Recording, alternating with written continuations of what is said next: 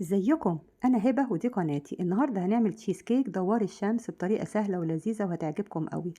ولو عجبتكم اعملي لايك وشير واشتراك في القناه بتاعتي ويلا نبدا.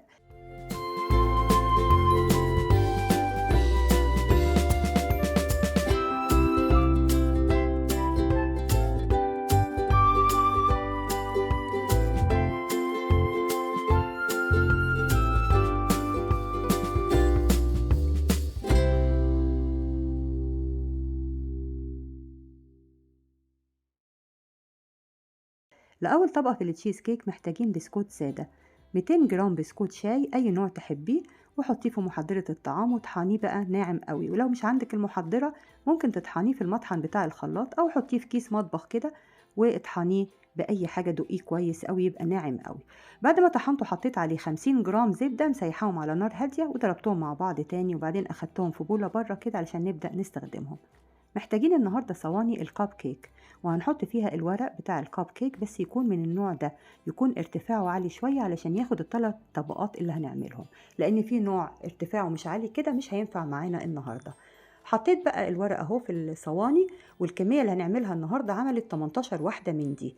وحطيت بقى في كل واحدة معلقة كبيرة من البسكوت بالزبدة اللي طحناه ده، واضغطي عليه بقى بمعلقة صغيرة كده، ثبتيه يبقى ثابت ومتماسك كده تحت، او بكوبايه صغيره كده زي ما بعمل، ودخليه التلاجة لحد ما نعمل الطبقه التانية. في دورق الخلاط حطيت 4 علبة زبادي من الحجم الصغير ده، وحطيت عليها 8 معالق لبن باودر، وباكو فانيليا واحد، وعلبة جبنة من المثلثات، وأربع معالق سكر. والسكر ده ممكن تقلليه أو تزوديه، ده براحتك. البسكوت الأوريو بقى اللي استخدمته، أنا عملت طبعا 18 النهاردة، فتسعة من البسكوت الأوريو ده هتقسميه نصين كده، وتاخدي الكريمة اللي في النص دي تحطيها على الحاجات اللي حطيناها في دورق الخلاط، وتضربيهم بقى كلهم مع بعض. تضربيه بقى جامد قوي كده. أنا بحط السكر 4 معالق سكر زي ما بقولك. تضربيهم بقى جامد قوي بحيث انهم يبقى يعني القوام كله ناعم كده، مفيش اي حاجه متكتله. وبعد ما تضربيه في الخلاط حطيه في كوبايه علشان يبقى سهل ان احنا نصبه.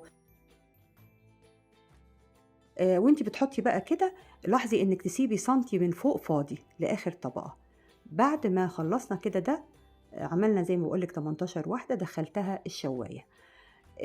كوباية مية مع باكو كريم كراميل وتقلبيهم على البارد كده، وبعدين نحطهم على النار. انا دخلت صواني الكب كيك الشواية على اهدى درجة، وبحيث ان هي تتماسك بس ما تاخدش لون. شوفي متماسكة ازاي بس ما يبقاش ليها لون من فوق. حطيت بقى عليها البسكوت كده، وما حطيتش الكريمة على النار دلوقتي لانك لو حطيتيها ونزلتيها بتتماسك بسرعة قوي. خلصي كل الخطوات دي الاول، وبعدين حطي الكريمة على النار كده، واول ما تغلي، اول ما تلاقي الحروف بتاعتها بدأت تغلي بالشكل ده، دقيقة واحدة ونزليها كده. نزلت بقى الكريمة وحطيتها في الكوباية برضو علشان أصب منها بسهولة فوق القاب اللي احنا عاملينه. حطي بقى كده فوق البسكوت، ودخليها التلاجة ساعتين. وخدي بالك انك تدخليها التلاجة مش الفريزر، لان اللون الاصفر الشفاف ده بتاع الكريمة لو دخل الفريزر لونه بيتغير، مش هيبقى جميل كده. فدخليه التلاجة ساعتين، وبعدين طلعيه فكيه بقى من الورق كده. الورقة بقى بتاع الكاب كيك بتبقى مدياله الشكل السبعات تمانيات كده من بره، بيبقى شكل دوار الشمس بالظبط. وزي ما بقولك الكمية اللي عملناها النهاردة، المقادير دي عملت 18 واحدة. شوفي انتي محتاجة بقى قد ايه، ممكن تضاعفي الكمية او تعمليها بالنص مثلا براحتك. حلوة جدا وجميلة. ودخلتيها بقى التلاجة وطلعتيها ساعتين تتقدم ساقعة كده، وبألف هنا. شكلها جميل قوي. هقسملك واحدة وشوفي شكلها من جوه، وطعمها بقى حلو قوي قوي. ولو عجبتك اعملي لايك وشير واشتراك في القناة بتاعتي، وباي باي.